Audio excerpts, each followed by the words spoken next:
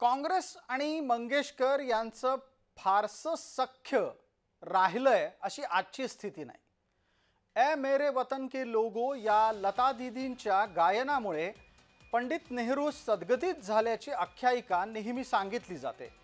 काँग्रेस कार्यकर्ते या गोष्टी आवर्जून मांडत असतात। नेहरूंच्या नंतर इंदिरा, राजीव आणि सोनिया या गांधी घराण्यातल्या 3 व्यक्तींपर्यंत लता मंगेशकर यांचा संपर्क राहिलेला दिसून येतो। या काळात मंगेशकर कुटुंब त्यांच्या क्षेत्रामध्ये रममानही होतं। लता मंगेशकर यांनी स्वातंत्र्यवीर सावरकरांवरची त्यांची भक्ती कधीच लपून ठेवली नाही। सावरकर भक्ती ही लता मंगेशकरांच्या आस्थेचा विषय आहे, म्हणून जुन्या काळात काँग्रेसनेही मंगेशकरांच्या विरोधात कधी आकस बाळगलेला दिसला नाही।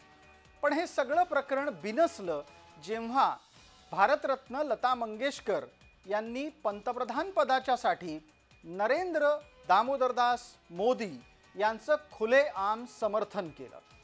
ही बाब काँग्रेसला आवडली नाही।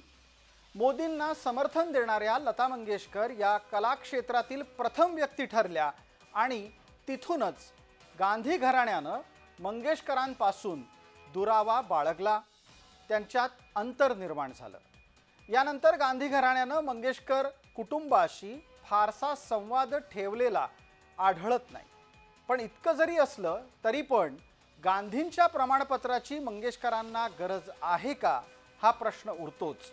मंगेशकरांचं गायन क्षेत्रातलं योगदान हे कुणी एका रुग्णालयाच्या व्यवस्थापनामुळे नाकारू शकतं का हाही मुद्दा आहेच। मंगेशकर कुटुंबियांचं योगदान जगाला माहिती, भारताला नाही जगाला माहिती।